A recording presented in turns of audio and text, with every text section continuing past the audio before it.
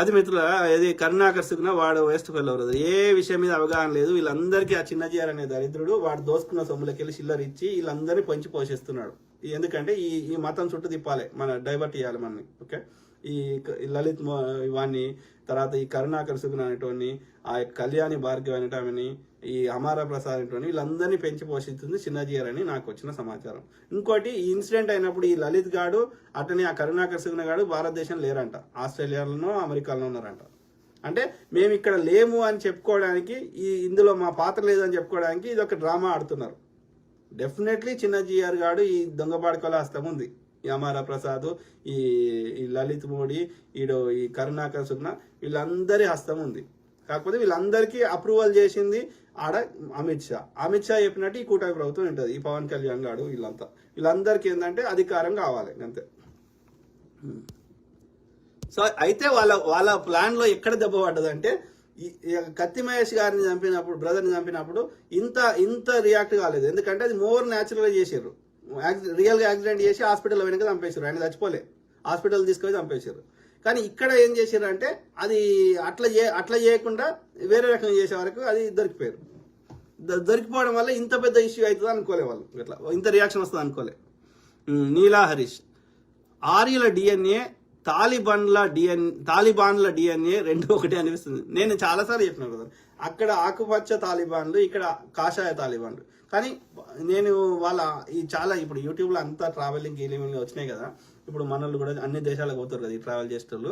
So Afghanistan పోయి కూడా తాలిబాన్లతో, ఇప్పుడు మన తెలుగు యాత్రి అమ్మాయి కూడా పోయింది, ఈడు కూడా పోయిండు, పేరు నా అన్వేషణ, ఇంకా చాలా మంది పోతున్నారు. సో తాలిబాన్లు కూడా ఒక అప్పటి లెక్క లేరు. వాళ్ళు కూడా ఎంతో కొంత మార్పు చెందుతున్నారు. ఇరాను, దుబాయ్, ఈ యొక్క మన సౌదీ వాళ్ళు కూడా ఇప్పుడు మహిళలు అంటే చాలా సపరేట్ అనుకుంటాం కదా, లేరట్లా. పాకిస్తాన్ ఇంక్లూడింగ్ పాకిస్తాన్లో కూడా దే ఆర్ ఆల్సో రియలైజింగ్ ఏది ఉమెన్ ఎంపవర్మెంట్, ఈక్వాలిటీ, చాలా మార్పులు వస్తున్నాయి. ఇప్పుడు దుబాయ్ అయితే ఎప్పుడో మారిపోయింది. మిగతా దేశాలు కూడా, ఈ సౌదీ అయితే ఇస్లాం పుట్టిన దేశమైన సౌదీలో కూడా చాలా మార్పులు వచ్చినాయి గతంతో పోలిస్తే. ఇరాన్లో మార్పులు వస్తున్నాయి. అంటే వాళ్ళందరూ కూడా గతం కంటే కూడా ఎంతో కొంత ఈ ప్రోగ్రెసివ్ సైడ్ ఆలోచిస్తూ పోతున్నారు. హార్డ్ కోర్ ఇస్లామిక్ కంట్రీస్ అన్న దేశాలు కూడా. అంటే ఆ ఆకుపచ్చ తాలిబాన్లని మనం ఏమంటారు, ఒకప్పుడు అట్లా ఉండే, బుద్ధుని విగ్రహాల వల్ల కొట్టిర్రు, అట్లా ఇది ఉండే. వాళ్ళు కూడా మారిపోతున్నారు. వాళ్ళు కూడా ఎంతో కొంత మారుతున్నారు, ఇంకా మారుతారు. కానీ అసలే మారుతలేరు. అప్పటికి ఇప్పటికి ఎప్పటికీ అదే చెత్త నింపుతున్నారు మాత్రం ఈ కాషాయ తాలిబాన్లను కూడా.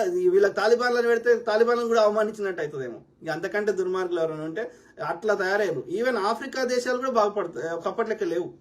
Everybody is trying to go ఏమంటారు మోర్ ప్రోగ్రెసివ్ ఆలోచిస్తున్నారు. మీ ట్రావెల్లో చేసే వీడియోలు చూడండి, వాండరింగ్ విత్ పెయింట్ అని, ఈ తెలుగు యాత్రి అని, ఇంకా చాలా మంది పోతున్నారు వేరే వాళ్ళు కూడా చూడండి.